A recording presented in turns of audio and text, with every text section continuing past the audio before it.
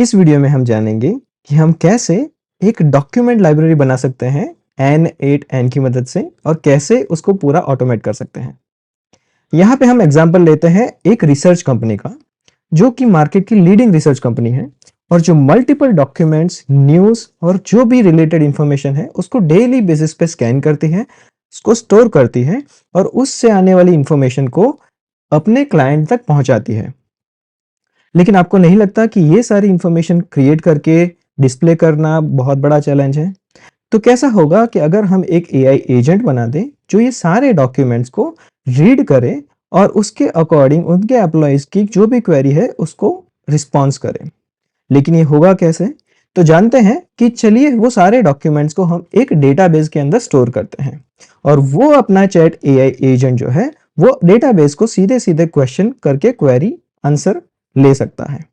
But यहाँ पर हम जो डेटाबेस यूज करने वाले हैं वो है वेक्टर डेटाबेस, जो कि वेरी सिमिलर ऑब्जेक्ट्स के ऊपर काम करता है और सर्च करने में मदद करता है। ये कैसे होगा, चलिए जानते हैं इस वीडियो के अंदर। Hello everyone, my name is Prateek and मैं आप सबका मेरे यूट्यूब चैनल में स्वागत करता हूँ। If you wanted to know more about me, check out my LinkedIn profile, the link is given in the description box. तो जैसे कि मैंने इस वीडियो के स्टार्ट में बताया कि हम N8N में एक वर्कफ्लो बनाएंगे, जो वर्कफ्लो बहुत सारे डॉक्यूमेंट्स को स्कैन करेगा, उसका इंफॉर्मेशन स्टोर करेगा और वहां पे वो इंफॉर्मेशन का हम लोग एक डेटाबेस बिल्ड करेंगे, जो कि हमारा चैट एआई एजेंट यूज करेगा और हमारे स्पेसिफिक क्वेश्चंस को उस डेटाबेस के अंदर स्टोर हुई सारी इंफॉर्मेशन को कैप्चर करके हमें वापस रिस्पॉन्स प्रोवाइड करेगा। यहाँ पे हम बहुत ही इंपॉर्टेंट एक यूज केस सॉल्व करने वाले हैं, जहाँ पे ऐसे सिनेरियोज हमें हर दिन देखने को मिलते हैं जहाँ पे वास्ट अमाउंट ऑफ डेटा जो होता है उस डेटा के अंदर से हमें वो सारी इंफॉर्मेशन रिट्राइव करनी होती है। हमारे पास आरडीबीएमएस जैसे सिस्टम्स होती है, लेकिन वो जो सिस्टम होती है वो बहुत स्पेसिफिकली रो कॉलमनर स्टेटमेंट के ऊपर या उस हिसाब के जो डेटा होते हैं उसके ऊपर बनाई गई होती है। लेकिन अज्यूम करिए कि अगर आपके पास बहुत सारे पीडीएफ हैं, वर्ड डॉक्यूमेंट है या फिर इमेजेस हैं और उसको स्टोर करके उसके अंदर की इंफॉर्मेशन अगर आपको रिट्राइव करनी है, तो वो हम लोग वेक्टर डेटाबेस की मदद से कर सकते हैं। बहुत क्विकली जान लेते हैं कि वेक्टर डेटाबेस होता क्या है। तो वेक्टर डेटाबेस जो है वो एक अलग किस्म का डेटाबेस होता है, जो कि हाईली स्केल्ड एप्लीकेशंस के ऊपर फास्ट परफॉर्मेंस प्रोवाइड करने के लिए यूज होता है। अब कैसी एप्लीकेशंस को हम लोग इस वेक्टर डेटाबेस के साथ देख सकते हैं? हो सकता है कि वो एक एआई इनेबल्ड एप्लीकेशंस हो जहां पे बहुत सारी इमेजेस को हमें सर्च करना हो सकता है कि बहुत ही ज्यादा हैवी डॉक्यूमेंट्स हम लोगों ने स्टोर किए हैं और वो डॉक्यूमेंट से हमें बहुत ही प्रिसाइज अगर कुछ इन्फॉर्मेशन चाहिए, तो वो इन्फॉर्मेशन हम लोग कैसे लेंगे? वो सब इन्फॉर्मेशन रिलेटेड जो डेटाबेस रहता है वो होता है हमारा वेक्टर डेटाबेस। ठीक है, तो मोटा मोटा हमारा जो यूज केस होने वाला है वो ऐसा होने वाला है कि हम एक वेक्टर डेटाबेस बनाएंगे जहां पे हम बहुत सारे डॉक्यूमेंट्स अपलोड करेंगे और उसके साथ उसके बाद हम एक चैट मॉडल बनाएंगे जो कि वो वेक्टर डेटाबेस को कनेक्ट करेगा और उसके अंदर से हमने जो क्वेश्चंस पूछे हैं, जो हमें इंफॉर्मेशन चाहिए होती है, वो इंफॉर्मेशन हमें रिट्राइव करके देगा। ठीक है, तो चलिए शुरू करते हैं। सबसे पहले जो मेरा वर्क फ्लो है मैं आपको क्विकली समझा देता हूं और इसको हम इसको हम स्क्रैप करेंगे और स्क्रैप करने के बाद हम लोग वापस इसको बिल्ड करेंगे। ठीक है, तो हमारा जो वर्क फ्लो होने वाला है वो इस हिसाब से होगा कि जैसे ही हम लोग एक इवेंट ट्रिगर करेंगे, गूगल ड्राइव में हमारे पास लिस्ट ऑफ फाइल्स रहेगी, जो कि यहाँ पे मैंने एक N8N फोल्डर बना के मेरे गूगल ड्राइव में स्टोर करी हुई है। हालांकि ये कुछ 10-15 जो है मेरी एक डॉक्यूमेंट फाइल्स हैं, वो सारी डॉक्यूमेंट फाइल्स हम लोग यहाँ पे प्रोसेस करेंगे और प्रोसेस करने के बाद ये सारे फाइल को डाउनलोड करेंगे। डाउनलोड करने के बाद उसको वन बाय वन पाइनस्टोर वेक्टर डेटाबेस के अंदर स्टोर कर देंगे। ठीक है, तो चलिए इसको क्विकली डिलीट करते हैं और फिर से इसको फ्रॉम स्क्रैच बिल्ड करते हैं। ठीक है, तो सबसे पहले हम लोग यहाँ पे ट्रिगर ले लेते हैं कि ये जब हम मैन्युअली वर्कफ्लो ट्रिगर करेंगे तब उस टाइम पे ये वर्कफ्लो ट्रिगर होगा। इसी के साथ हम लोग चले जाएंगे गूगल ड्राइव के अंदर। गूगल ड्राइव में आने के बाद हमें सिलेक्ट करना है सर्च फाइल्स एंड फोल्डर्स। अब यहाँ पे आपको गूगल का अपना जो अकाउंट है वो सिलेक्ट कर लेना है। मैं आशा करता हूँ कि आपको ये प्रोसेस अब बिल्कुल पता है। अगर नहीं पता है तो आपको पता है कि वो मेरा एक डेडिकेटेड वीडियो मैंने क्रिएट किया हुआ है जिसका लिंक मैंने यहाँ पे पोस्ट किया हुआ है। आप उसको रेफर कर सकते हैं और जान सकते हैं कि हम कैसे गूगल का जो अकाउंट है वो सेटअप कर सकते हैं और कैसे हम अपने गूगल ड्राइव या गूगल डॉक्स को एक्सेस कर सकते हैं N8N के अंदर, ठीक है। उसके बाद हम लेके चलते हैं कि हमारा ऑपरेशन क्या है, तो वो सर्च ऑपरेशन होने वाला है। जो हमारा सर्च मेथड रहेगा वो फाइल्स एंड फोल्डर के नाम के अकॉर्डिंग होगा। सर्च क्वेरी हमें यहाँ पे कुछ भी नहीं करना है, रिटर्न ऑल हम सिलेक्ट कर लेंगे ताकि हमें सारी की सारी इन्फॉर्मेशन जो है वो फोल्डर के अंदर की वो रिट्राइव कर पाएँ। अब यहाँ पे हमें जो करना है वो फ़िल्टर के अंदर जाके फ़ोल्डर सिलेक्ट करना है। वो इसलिए होता है कि आपके ड्राइव में आपको कौन-सा स्पेसिफिक फ़ोल्डर है जिसको आपको सर्च करके लेके आना है, ठीक है? तो यहाँ पे मैंने N8N का एक फ़ोल्डर बनाया हुआ है, तो वो N8N का फ़ोल्डर हम यहाँ पे सिलेक्ट कर लेंगे। जैसे ही ये करते हैं, चलिए इसको क्विकली टेस्ट कर लेते हैं और देखते हैं कि क्या मुझे मेरी सारी इन्फॉर्मेशन यहाँ पे रिट्राइव हो रही है या नहीं।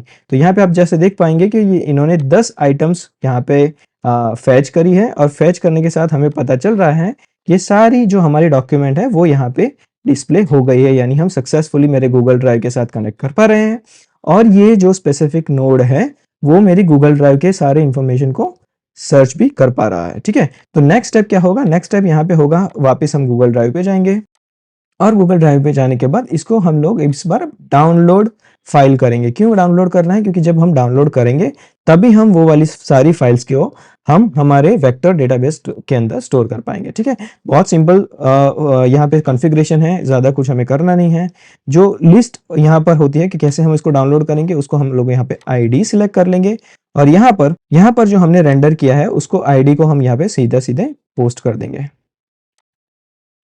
ठीक है। तो हर बार अब वो आईडी से हमारी सारी जो वैल्यूज होगी, सारी जो फाइल होगी उसको रेंडर करेगा। चलिए इसको टेस्ट कर लेते हैं ताकि हमें सारी इन्फॉर्मेशन पता चल जाए। तो जैसे कि आप देख पा रहे हैं मेरा जो ये स्पेसिफिक टूल है, जो नोड है वो सक्सेसफुली एग्जीक्यूट हो चुका है और इस नोड ने हमारी 10 सेपरेट फाइल्स को डाउनलोड यहाँ पे सक्सेसफुली कर लिया है। हालांकि जब आप ये स्टेप को एग्जीक्यूट करेंगे, जब आप टेस्ट स्टेप करेंगे तो एक लंबा जो होता है टाइम यहाँ पे एग्जीक्यूशन को लगता है, तो आप थोड़ा सा पेशेंस रखिएगा, वो थोड़ा टाइम आपका एग्जीक्यूशन में लगेगा, ठीक है।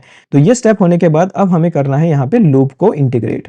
लूप क्यों करेंगे, क्योंकि हमें ये सारे जो हमारे वैल्यूज हैं वो वन बाय वन हमें एक पाइनकोन डेटाबेस के अंदर हमें स्टोर करने होते हैं, ठीक है। तो ये वाला जो रिपीट स्टेप है उसको डिलीट कर देंगे और यहाँ पर हम लोग चले जाएंगे वेक्टर डेटाबेस के अंदर। तो वेक्टर डेटाबेस में हम लोग यहाँ पे पाइनकोन ले रहे हैं और यहाँ पे हम लोग add document to vector store को सिलेक्ट कर लेंगे। वेक्टर पाइनकोन वेक्टर स्टोर जो है वो एक डेटाबेस की तरह काम करता है और ये N8N में आपको एज ए टूल आपको इंटीग्रेट कर सकते हैं, यूज कर सकते हैं, ठीक है। तो पाइनकोन के लिए आपको क्या करना है, सिंपली आपको पाइनकोन के ऊपर जाना है और पाइनकोन के अंदर आपको एक अकाउंट क्रिएट कर देना है। बहुत ही स्ट्रेट फॉरवर्ड प्रोसेस है। जैसे ही आप अकाउंट क्रिएट करेंगे आपको यहाँ पे एपीआई की में जाना है और एपीआई की के अंदर आपको एक एपीआई की मिल जाएगी, जहाँ जो एपीआई की आप यूज करना है आपको फॉर अ कॉन्फ़िगरेशन और for a connection for your N8N tool, जो मैंने यहाँ पे यूज कर दिया है, ठीक है। तो ये करने के बाद आपको ऑपरेशन सिलेक्ट करने हैं, हमारे केस में वो इंसर्ट डॉक्यूमेंट होने वाले हैं। यहाँ पे फिर आपको पाइनकोन इंडेक्स को पोस्ट करना है कि आपको कहाँ पे वो स्टोर करनी है वो सारी चीजें, ठीक है। तो चलिए यहाँ पर हम लोग जाते हैं क्विकली और मैं पहले तो इसको डिलीट कर देता हूँ क्योंकि मैंने ऑलरेडी यहाँ पे इंडेक्स बनाई हुई है। तो इंडेक्स बनाने के बाद पहले ये जो हमारे रिकॉर्ड्स हैं उसको हम लोग एम्प्टी कर देते हैं। तो मैंने यहाँ पे एक जो है इंडेक्स बनाई हुई है जो कि जिसका नाम है डॉक्यूमेंट लाइब्रेरी। तो आपको भी वैसे एक इंडेक्स बना देनी है। इंडेक्स कैसे बनाएंगे, तो यहाँ पे जाने के बाद जैसे ही आप ये क्रिएट इंडेक्स पे क्लिक करेंगे वो आपको इन्फॉर्मेशन पूछेगा और आपको सिंपली यहाँ पर आपकी जो भी डॉक्यूमेंट इंडेक्स बनानी है वो आप बना सकते हैं। उसके बाद यहाँ पे आने के बाद हम क्विकली यहाँ पे चलते हैं और वो हमारी जो इंडेक्स है उसको सिलेक्ट कर लेते हैं, ठीक है। ऐड ऑप्शन में क्या हमें यहाँ पे पाइनकोन का नेम स्पेस देना है, तो यस, ये पाइन कोन का हम नेम स्पेस दे सकते हैं। इसको मैं बोलूँगा डॉक अंडरस्कोर लिब, जिसके अंदर मेरा सारा जो डेटा होगा वो स्टोर हो जाएगा, ठीक है। तो मैंने यहाँ पे बोल दिया है कि ये जैसे ही मेरा एक डॉक्यूमेंट डाउनलोड होता है उसको लूप थ्रू मुझे पाइनकोन डेटा स्टोर के अंदर हमें वापस भेज देना है, ठीक है। तो इसके बाद हम इसको वापस से लूप को कनेक्ट कर देंगे ताकि हर बार मेरे जितने भी डॉक्यूमेंट्स मैं गूगल ड्राइव से डाउनलोड करूंगा सीधे सीधे वैसे ही मेरा पाइनकोन डेटाबेस पाइनकोन वेक्टर स्टोर के अंदर वो सारी चीज़ें स्टोर हो जाएंगी। यहाँ पे हमें एक बार हम लोग चेक कर लेते हैं कि हमें यहाँ पे और क्या डालना है। तो यहाँ पे हमें डालना है एक हमारा एम्बेडिंग AI, ठीक है। तो एम्बेडिंग के लिए ये ले लेते हैं अब आपको ध्यान रखना है कि जब भी आप इंडेक्स पाइनकोन का जो अकाउंट नया सेटअप करेंगे, तो अकाउंट सेटअप करने के टाइम पे वो आपको मॉडल पूछेगा। मेक श्योर करिएगा कि आप वहाँ पे टेक्स्ट एम्बेडिंग 3 स्मॉल यूज़ करें, तो जिसकी वजह से जो है वो आपको फ्री एक्सेस प्रोवाइड करेगा और आपका जो क्लाउड कंप्यूटिंग होगा वो AWS आप सिलेक्ट करिएगा, ठीक है? तो वो दोनों चीज़ें आप जो वहाँ पर सिलेक्ट करेंगे, सेम वैसे ही आपको एम्बेडिंग यहाँ पर भी सिलेक्ट करनी है।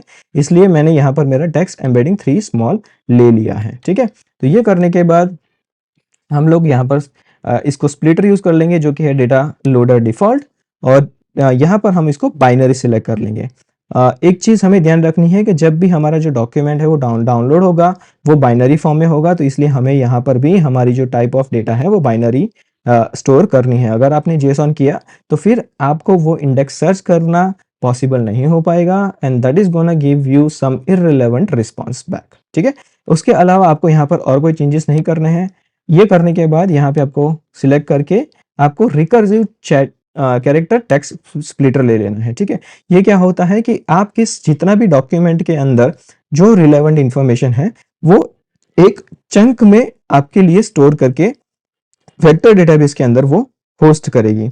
यानी कि अगर आपका कोई एक पैराग्राफ है, एक स्टेटमेंट है, वो स्टेटमेंट को एज इज वो पूरा डॉक्यूमेंट की तरह लेगी और उसको एज एन एक चंक की तरह स्टोर करेगी। यानी जब भी यूजर कोई क्वेरी करता है तो वेक्टर डेटाबेस जो होता है, वेक्टर स्टोर जो होता है, वो उसको पूरा चंक को रीड करेगा, उसके एम्बेडिंग मॉडल्स उसको अच्छे से पार्स करेंगे और बहुत ही फास्ट ऑन स्केल आपको जो उसका रिस्पॉन्स है वो आपको वापस मिल जाएगा। तो मेक श्योर करिएगा कि आप recursive character text splitter use करेंगे। अगर इसके बारे में आपको और जानना है तो आप ये डॉक्यूमेंट यूज कर सकते हैं, ठीक है? तो ये करने के बाद हमारा जो है मोटा-मोटा हमारा जो वर्क फ्लो है वो कंप्लीट हो जाता है। तो चलिए हम काम करते हैं कि बहुत ही क्विकली यहाँ पे इसको टेस्ट करते हैं, और टेस्ट करने के बाद हमारा एक्सपेक्टेशन ये है कि ये जो हमने यहाँ पे इंडेक्स बनाया है वेक्टर में के अंदर, उसके अंदर एक नेम स्पेस बन जाएगा और नेम स्पेस के अंदर हमारे ऑब्जेक्ट्स भी यहाँ पे स्टोर हो जाएंगे, ठीक है? चलिए क्विकली चेक कर लेते हैं। तो यहाँ पे हम लोग करते हैं टेस्ट वर्क फ्लो और देखते हैं कि हमारा कैसे एग्जीक्यूशन कंप्लीट होता है। तो अभी वो एक फाइल डाउनलोड कर रहे हैं।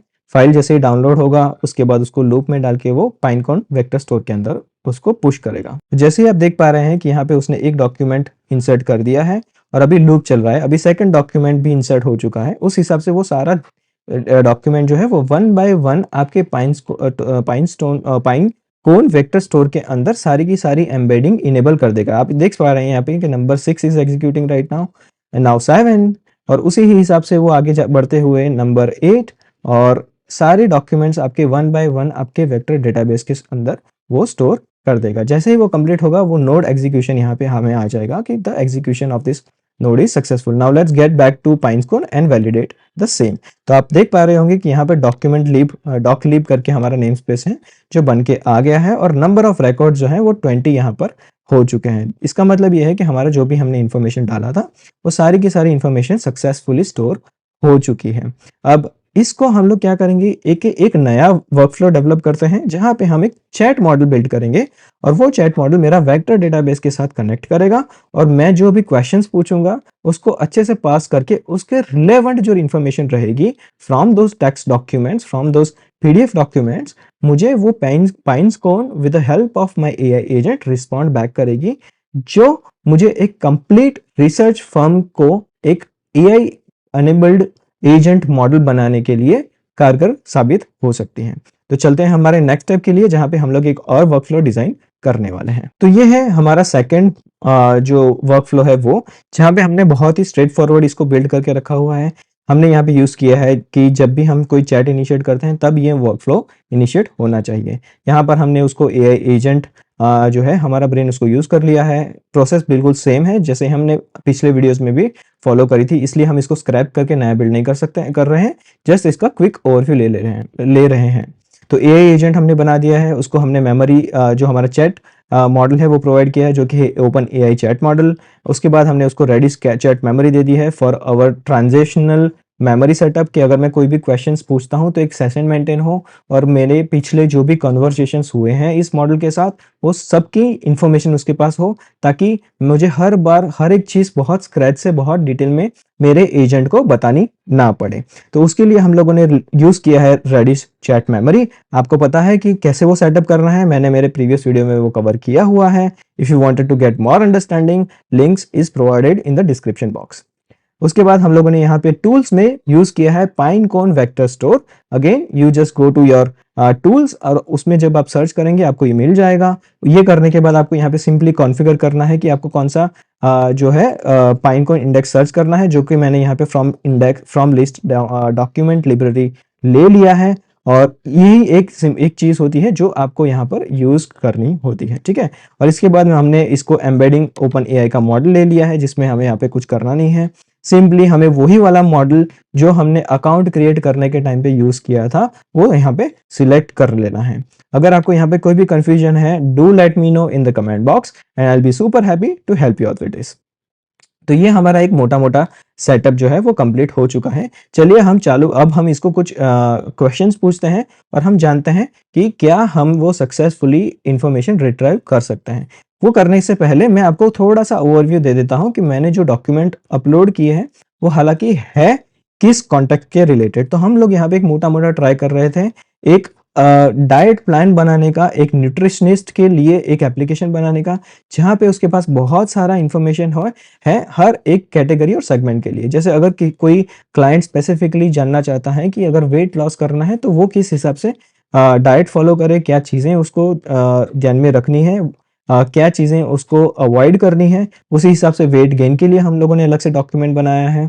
यहाँ पे प्रोटीन इंटेक कितना होना चाहिए for every single age group, उसका एक अलग डॉक्यूमेंट है। Diet plan for health conditions, जैसे कि मान लेते हैं अगर कोई किसी को डायबिटीज है या फिर किसी को, तो उस हिसाब से वो सारी इंफॉर्मेशन को ध्यान में रखते हुए किस हिसाब से डाइट प्लान होना चाहिए उसकी इंफॉर्मेशन है। हर एक एज ग्रुप के लिए अलग अलग कैटेगराइज्ड हमने किया हुआ है। यहाँ पर एक्टिव स्विमर के लिए भी, जैसे मान लेते हैं कि अगर कोई एक्टिव स्विमर है उसको एक जो लेडी है या फिर वो जो मैन है उसको अगर वो जानना है कि अगर मैं एक्टिव स्विमर हूँ तो मुझे किस हिसाब से डूज एंड डोंट्स करना चाहिए। यह हालांकि मोटा मोटा जस्ट एक एग्जाम्पल करने के लिए है, समझाने के लिए है कि कैसे हम अलग अलग एग्जाम्पल्स को, अलग अलग यूज केसेस को इस मॉडल में, इस तरह के वर्क फ्लो में सेट कर सकते हैं। एग्जाम्पल कुछ भी हो सकता है कि आप एक हॉस्पिटल मैनेजमेंट चेन के लिए एक डॉक्यूमेंट लाइब्रेरी क्रिएट करें, हो सकता है कि आप एक स्कूल के लिए डॉक्यूमेंट लाइब्रेरी क्रिएट करें, हो सकता है कि एक बहुत ही बड़ी रिसर्च फर्म के लिए करें,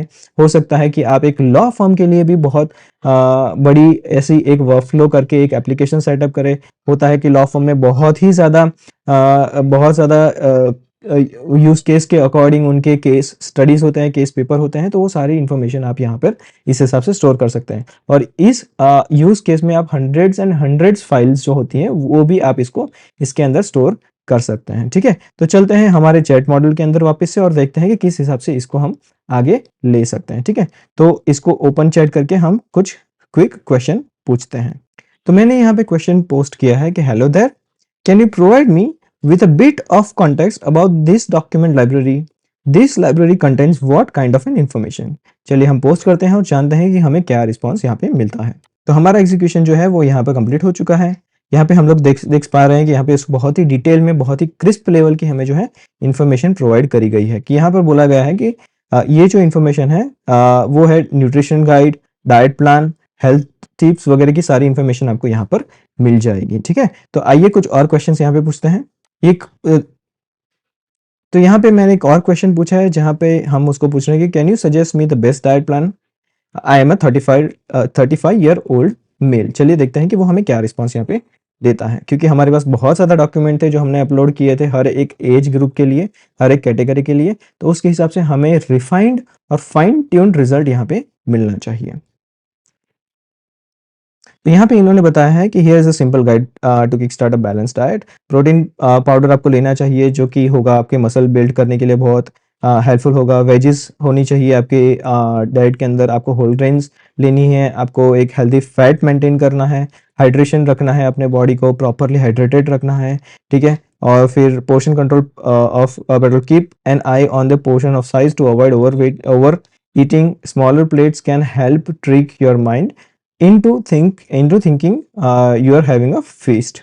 ठीक है, तो उस हिसाब से आपको यहाँ पर ये सारी चीज़ें डेमोन्स्ट्रेट होती है। जिस हिसाब से आप उसको क्वेश्चन करेंगे उस हिसाब से आपको ये सारी इन्फॉर्मेशन यहाँ पे रिट्राइव करके मिल जाएंगी। चलिए एक और क्वेश्चन पूछते हैं। तो हमने यहाँ पे क्वेश्चन पूछा है कि हम please suggest me a diet plan for my mother, she is 62 years old. चलिए देखते हैं कि हमें क्या रिस्पॉन्स यहाँ पे मिलता है। तो यहाँ पे हमें रिस्पॉन्स आ चुका है और थोड़ा इसको स्क्रीन को बड़ा कर लेते हैं। तो देखिए यहाँ पे भी उन्होंने बहुत ही प्रॉपरली हमें एक अलग जो है हेल्थ प्लान वो जो सजेस्ट किया है, क्या डूज एंड क्या डोंट्स होने चाहिए, वो सारी चीज़ें यहाँ पे प्रॉपरली मेंशन करी हुई है। जैसा यहाँ पे आप देख पा रहे हैं कि यहाँ पे बोन ग्रोथ बनाना, यानी आपको कैल्शियम और विटामिन डी की इंटेक ज़्यादा रखनी चाहिए, आपको फाइबर वाले जो फूड है वो ज़्यादा लेना चाहिए, आपको प्रोटीन भी एक बैलेंस डाइट के रूप में लेना चाहिए और हाइड्रेटेड रहना चाहिए, प्लस आपको एक हेल्दी फैट भी मेंटेन करना चाहिए।